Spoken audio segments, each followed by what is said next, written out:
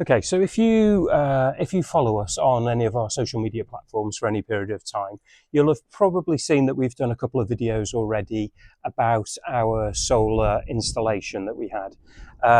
Hopefully you can hear me up here. It's a little bit windy today, but I've got the little furry friend on the microphone. So we've done a couple of videos before on our solar installation, and so we've now had the system for about 2.5 years. So we thought it'd be a good opportunity to do a sort of an update video, just seeing how we've got on, sort of refresh people, because it's something we're asked about an awful lot. Obviously, living here in Spain with the beautiful sunny weather that we have the privilege of enjoying.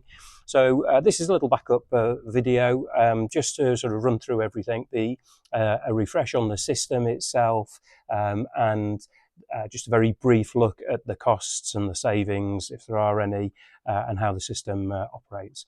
So welcome to episode 185 of 2 Minute Tuesday, where we talk everything solar.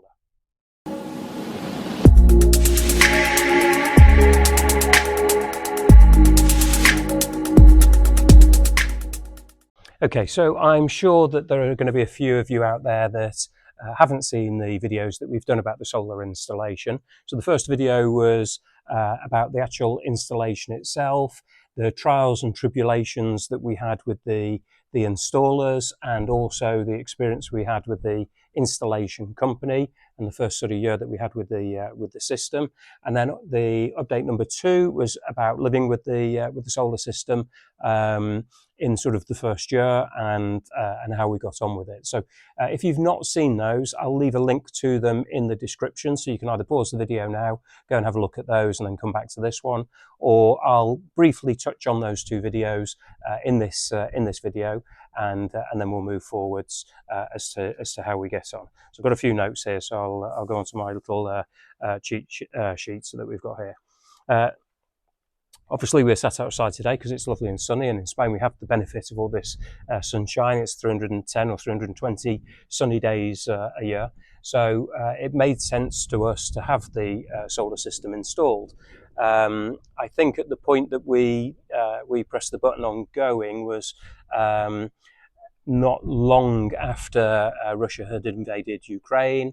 The cost of gas and other utilities was going through the roof, and we just thought we would like to secure our energy, or have energy security, by being as self-sufficient as possible.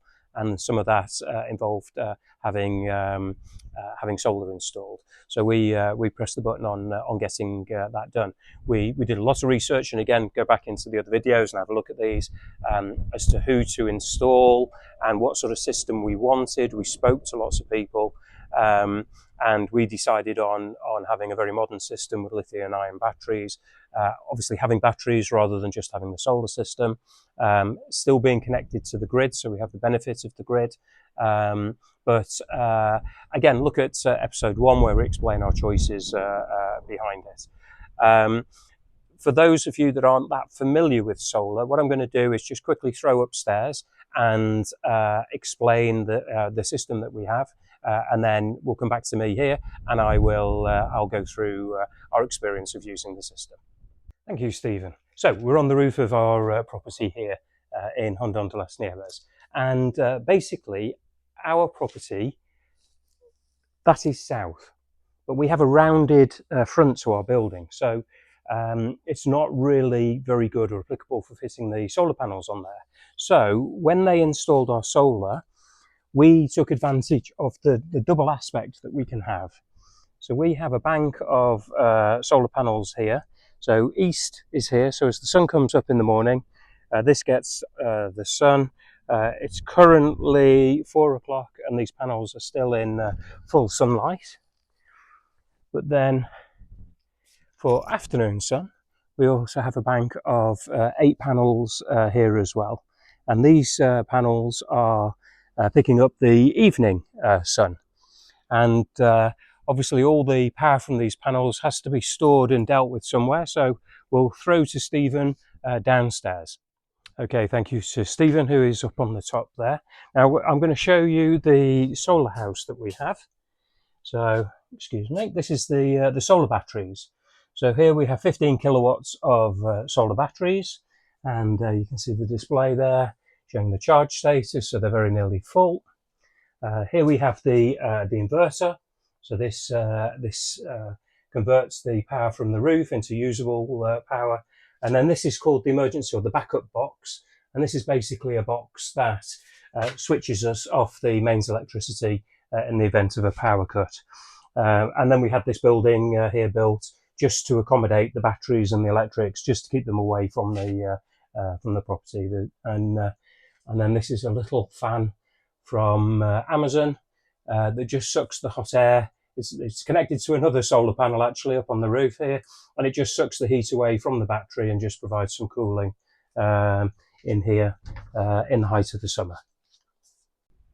Thank you from my twin triplet brothers. I don't know. Anyway, as you can see, we have 16 panels in total, generating about 6 kilowatts of energy. So when you put that in comparison with the 6 kilowatts that our house has, we now have the effect of 12 kilowatts of electricity coming into the house. We have 3 5-kilowatt batteries, so we have 15 kilowatts of batteries, and basically we run the system so that we charge the batteries, get the batteries up to a good level of charge, and then things like the pool pump and the high consumption electrical items can come on, air conditioning, pool pumps, things like this, and then they can run throughout the day, and we're still charging the batteries but a little less quickly. And then during the evening when the sun goes down, then the whole system runs from the 15 kilowatts of batteries that we have. Obviously we don't need to run the pool pump in the evening, so really it's just running the electric domestic appliances in the house and things like that. Or if it's a hot evening in the summer, then we'll still have air conditioning running, and we'll have it on for heating as well in the winter if we need to. As you will have also seen when on the roof that we have 2 sets of panels, one pointing southeast and one southwest.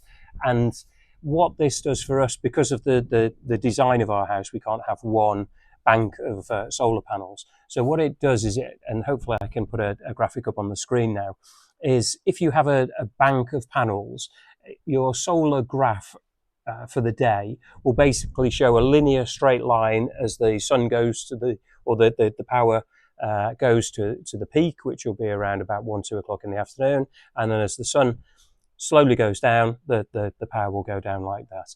And we have more of a curved graph because we have a more even spread throughout the day. So at certain points of the day, all of our panels are in full sun, and at other points we're getting a lot more power earlier on and a lot more power later on. So it works well for us, but I think if you're in a standard position, you'll try and have as many panels pointing in the same direction as possible if you have the space to do it. We wanted ours on the roof rather than in the grounds of the property, and so that suited us down to the ground. Okay, so the most common question I get asked about the solar system is how much did it cost? And I think solar is a bit like if you go and buy a car. Obviously, you can buy a very cheap car and you get what you pay for. And if you go and buy a very expensive car, then you expect a certain amount more.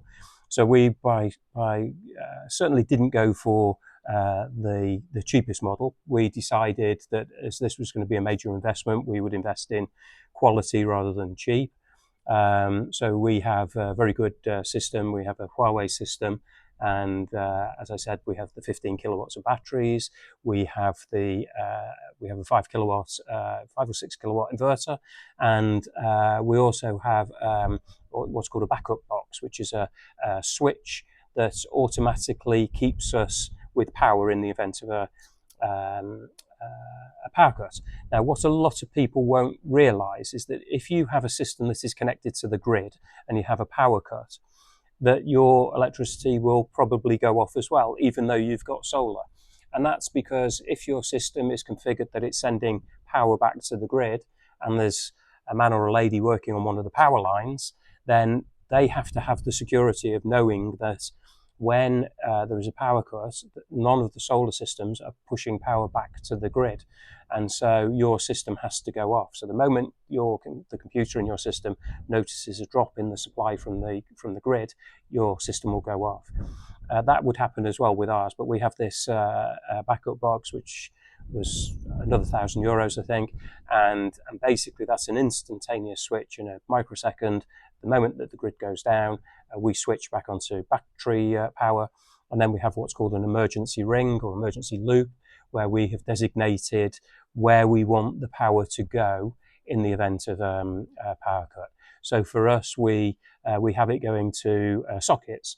So basically that means that we can run all the fridges and freezers and things like that, can run directly from that.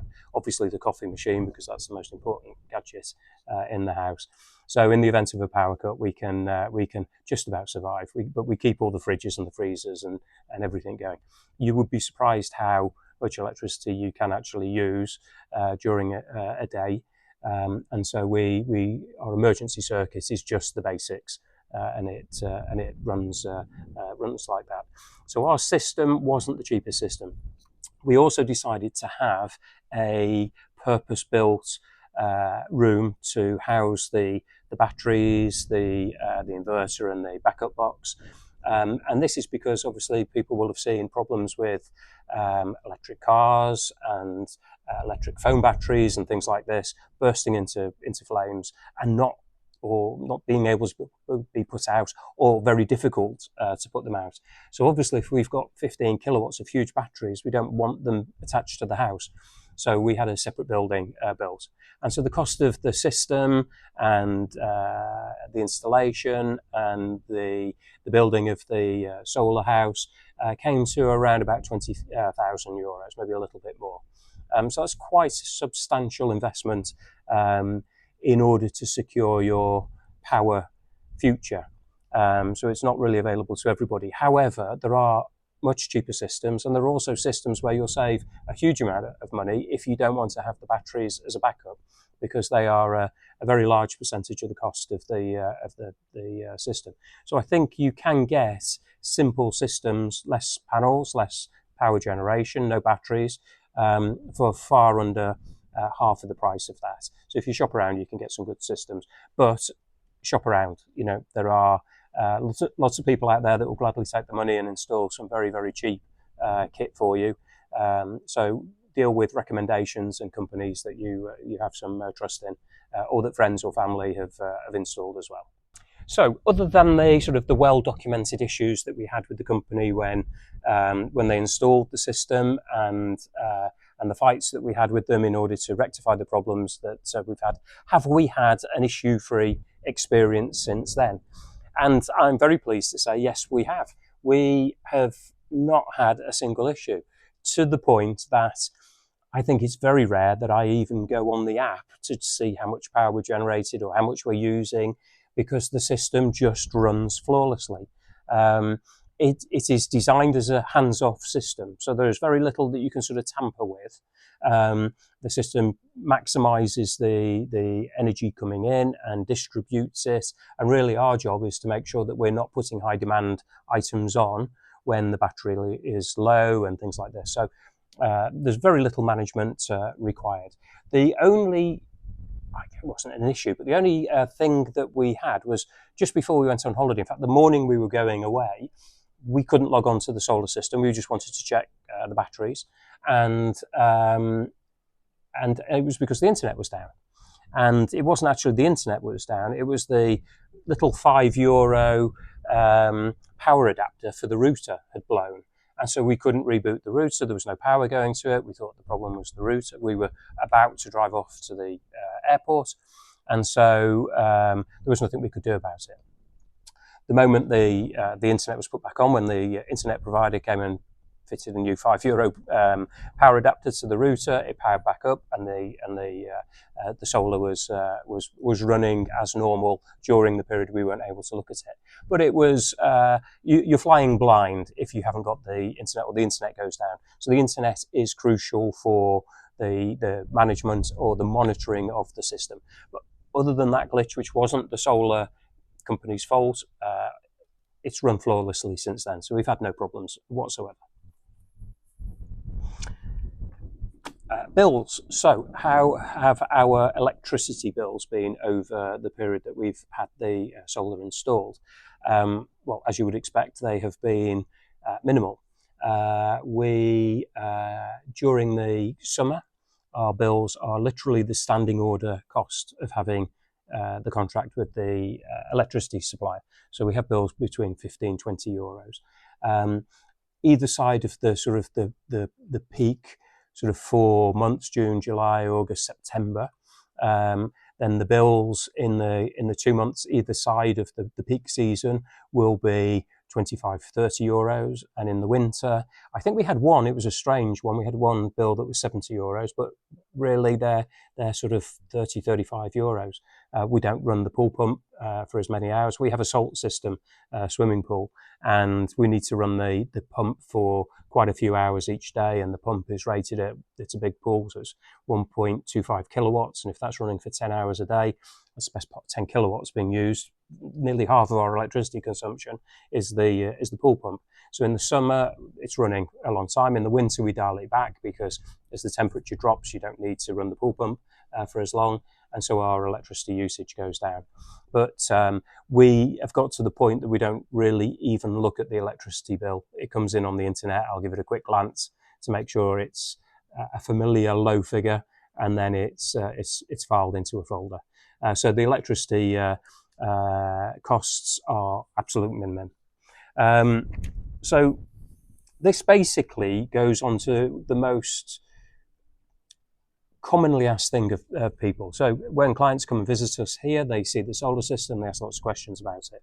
And a lot of people will turn around to me and say, well, you know, we're going to use the house as a holiday home, or it's going to be infrequently used, or because of our age, we're not going to get a return on investment. And so this leads to a sort of conversation. So I can only give our experience, but in the months prior to us having the solar fitted, we were getting bills of 250, 300 euros. Now, we are quite high consumption users because we have all the offices and then we have the house that we live in. So we are high users. And so a 300 euro bill is probably what was to be expected. And if we're getting bills that are on average of 30 euros, then we're getting a 270 euro a month saving. And so if you sort of do some very rough, and I mean very rough arithmetic, our return on investment for ourselves would be around about 7.5, 8 years, which I don't think is particularly bad. I think people are scared if they think the return on investment is going to be 20 years. And if you come to Spain, you're retired, you're 65 years old, then maybe that's the case. But I think you will find that if you sit down and do some basic arithmetic, you don't go for as high a cost system that we went for. And if you also benefit in the fact that in the summer we run the house fully air conditioned, so the house can be really pleasant, so I don't know, 23, 24 degrees in the summer when it's 35 degrees outside. We run the pool pump for much longer than we need to. In the winter we can heat. Then when you factor in those things, the return on investment, even if it's not as short a period as you would like, the quality of life that the solar affords you is worth considering as well, and also factoring into the cost. Could we live off the grid with the system that we have and the cost of the system that we have? And the simple answer to that is no. I think if you were to have 2 or 3 overcast days, then you would be running on minimal battery supply. You know, you wouldn't be topping up the battery to 100% during the day, and then in the evening you would be really monitoring how much electricity you used. I think you could do it, but it would impact on the quality of life that you have. And so I think with the technology and the batteries as they are at the moment, it wouldn't be brilliant to have the system that we have and not be connected to the grid. And so I would still say to people, if you have the opportunity, then still keep the connection. And but who knows, in the future, 5 years' time, there may be new more efficient panels, more efficient batteries, and you could easily run throughout the day. I think if we're all meant to be transitioning to electric cars, then I think it's a way of maybe using some of the extra capacity electricity, because we probably could have 20 kilowatts of spare capacity in the height of the summer, and if you could trickle that into an electric car, all the better. And some of these electric cars nowadays will allow you to store the energy in them and then give them back to the house as and when required. So that will give you another battery supply. So there are options out there, and really it's up to you as to how you think you're going to use it, and if it's going to make financial sense to you. Now, this has been a much longer video than I thought. I think all the solar ones are, because I can waffle on a little bit without pretending to be any kind of expert. So you're not going to hear me talking too much about the actual figures. But if any of you have got any questions or queries, then feel free to drop me a line. My details will be on the screen at the moment, and I look forward to helping you with the answers. So until the next episode of 2 Minute Tuesday, have a great day, and I'll see you soon. Till then, adios.